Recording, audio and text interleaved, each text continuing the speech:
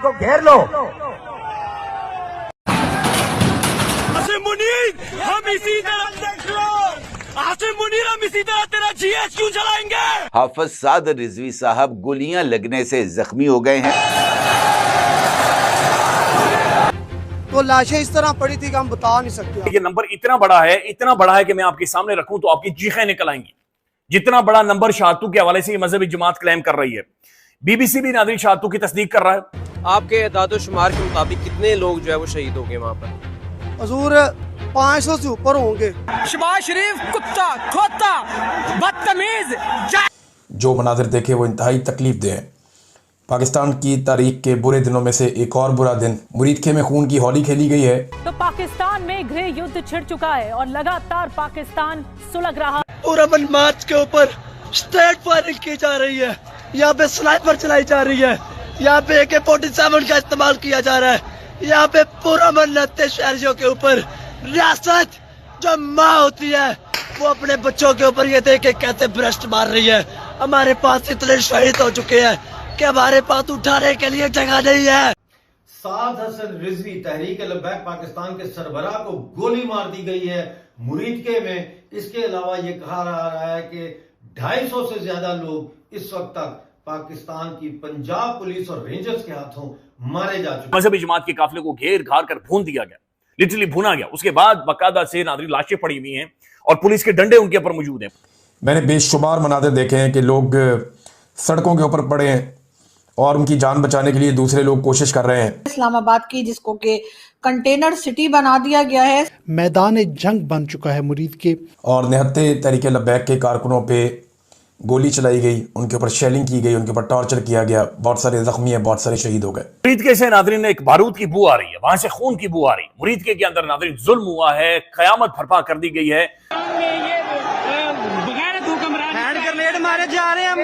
ये जुल्म है, ये जुल्म की इंतहा है जो कि वहां पर कायम की गई है। ये नहीं हो सकता। को रोको, लोगों पर गुंडागर्दी करें, इसकी इजाजत नहीं हो सकती। ये एक बहुत यानी नाकाबिले बर्दाश्त है, ये हो नहीं सकता, इस तरह नहीं चल सकता। टूट फूट का शिकार हो जाएगा सारा कुछ। दोस्तों, पाकिस्तान अब सचमुच गृह युद्ध सिविल वॉर की आग में जल रहा है। पाकिस्तानी फौज और जनता के बीच सीधी जंग छिड़ चुकी है। मुरीदके, जो पहले एक शांत इलाका था, अब बन चुका है रणक्षेत्र। रिपोर्ट्स के मुताबिक पाकिस्तान सेना ने TLP तहरीक लब्बैक पाकिस्तान के मुखिया पर सार्वजनिक रूप से गोलियां बरसाईं और यही गलती बन गई फौज के ताबूत की आखिरी कील। लोग सड़कों पर उतर आए हैं, फौज की गाड़ियों को घेर कर आग लगा रहे हैं, पुलिस थानों पर कब्जा कर रहे हैं और जगह जगह पाक झंडे जला रहे हैं। 500 से ज्यादा लोग अब तक मारे जा चुके हैं और हालात काबू से बाहर हैं। इंटरनेट ब्लॉक कर दिया गया है, लेकिन वीडियो फुटेज सोशल मीडिया पर वायरल हो रही है जिसमें पाक फौज अपनी ही जनता पर गोलियां बरसा रही है। अब पाक मीडिया भी फट पड़ा है। एंकर खुलेआम कह रहे हैं, ये फौज अब जनता की नहीं, जनता की दुश्मन बन गई है।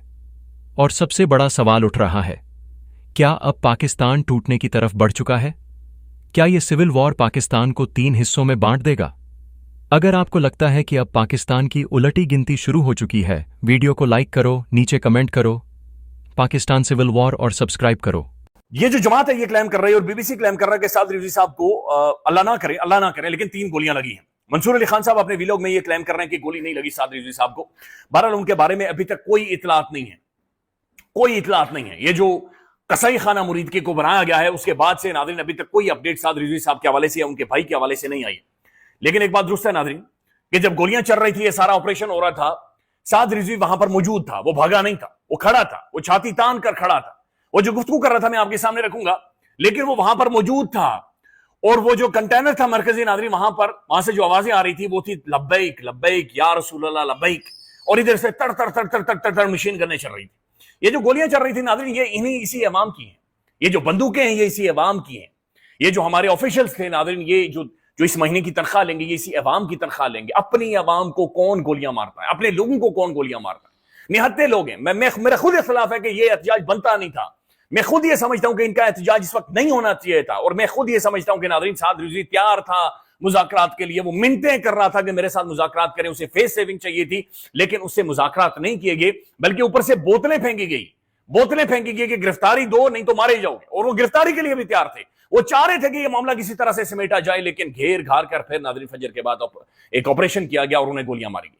यहाँ पर भी अभी इल्ज़ाम लग रहा है कि पुलिस की गाड़ियों के अंदर गिरने वाले जो हैं उनकी बॉडीज़ उठा ली गई हैं, उनकी बॉडीज़ वापस नहीं की गई हैं। और बहुत सी जो मैंने वीडियोस देखी हैं इस हवाले से वो बहुत दर्दनाक हैं, जहाँ पे आप एडल्ट आदमियों को, जो जवान लोग हैं, जो उम्र के लोग हैं, उन्हें आप धाड़े मार मार के रोते हुए देख रहे हैं, जो दुहाइयाँ देख रहे हैं। वो वीडियोज़ देखने वाली नहीं है, बहुत इंसान को जो है उसमें बड़ी आपकी तबीयत जो है वो ख़राब होती है। तो आप कंजर्वेटिव एस्टिमेट से भी कह सकते हैं कि ठीक ठाक जानी नुकसान यहाँ पे हुआ है। पर जो सबसे ज्यादा आबादी वाला सूबा है पंजाब, वहां के हालात जो है वो इंतहाई मखदूश हो चुके हैं। लाहौर, गुजरांवाला, फैसलाबाद और मुरीद के जो है वहां पे तहरीक लब्बैक पाकिस्तान के जो कारकुनान हैं वो सड़कों पर निकल आए हैं।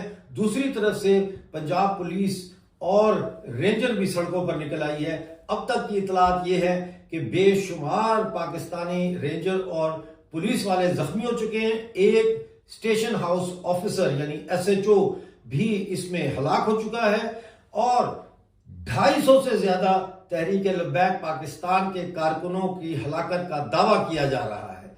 इसी तरह से साद हुसैन रिजवी जो है उनको भी गोलियां लगी हैं। शदीद तशवीशनाक हालत में उनको एक मेडिकल सेंटर पहुंचाया गया है। इसके बाद उनसे मुतालिक अभी तक कोई खबर नहीं आ रही। Very sad, very very very sad. हम किधर जा रहे हैं, हम किस डायरेक्शन में जा रहे हैं? क्या ये इसके बाद रिएक्शन नहीं आएगा? क्या आपने जिन मौलवियों को जाकर छेड़ा है, ये हार्डलाइनर मौलवी हैं, हम सब जानते हैं, आप भी जानते हैं कि हार्डलाइनर मौलवी हैं, और ये पूरे मुल्क के अंदर आपने एक माहौल बना दिया कि ये अब बाहर निकलेंगे पूरे मुल्क के अंदर। अल्लाह ना करे साद रिजवी साहब ठीक हूं, लेकिन अगर खुदा ना खास्ता अगर कोई हादसा हो जाता है या कोई यहां पर एक बुरी खबर आ जाती है, तो उसके बाद आप इन मामलात को, इन हालात को कैसे कंट्रोल करेंगे? फैशिज्म है, खौफनाक किस्म का फैशिज्म है, बदतरीन फैशिज्म है। पाकिस्तान की तारीख का, इस रीजन की तारीख का नाज़रीन बदतरीन फैशिज्म है जो इस वक्त हम पाकिस्तान के अंदर देख रहे हैं। मनाजिर देखे वो इंतहाई तकलीफ दे हैं। पाकिस्तान की तारीख के बुरे दिनों में से एक और बुरा दिन, मुरीदखे में खून की होली खेली गई है और निहत्ते तहरीक लब्बैक के कारकुनों पे गोली चलाई गई, उनके ऊपर शेलिंग की गई, उनके ऊपर टॉर्चर किया गया, बहुत सारे ज़ख्मी हैं, बहुत सारे शहीद हो गए। तहरीक लब्बैक से या उनकी पॉलिसी से या उनके नज़रिए से आप इख्तलाफ कर सकते हैं, क्योंकि वो भी एक तरह की इंतहा पसंदी है। मुल्क में कानून मौजूद है, आइन मौजूद है, रियासत मौजूद है, रियासती इदारे मौजूद हैं, पूरा एक स्ट्रक्चर है जो मौजूद है। ये नहीं होना चाहिए था। बहुत अफसोसनाक है। कुछ हक़ाइक़ जो मैं जानता हूँ वो मैं आपको बताता हूँ, लेकिन पहले जो अभी तक की खबरें वो ये कि बड़ा खौफनाक क्रैकडाउन किया गया सारी रात, ख़ास तौर पे फजर की नमाज के वक्त तहरीक लब्बैक की क़यादत और कारकुनों पे, और उनके ऊपर ना सिर्फ गोलियाँ चलाई गई, बदतरीन शेलिंग की गई। जो उनके कायदीन का मरकज़ी कंटेनर था उसे आग लगा दी गई।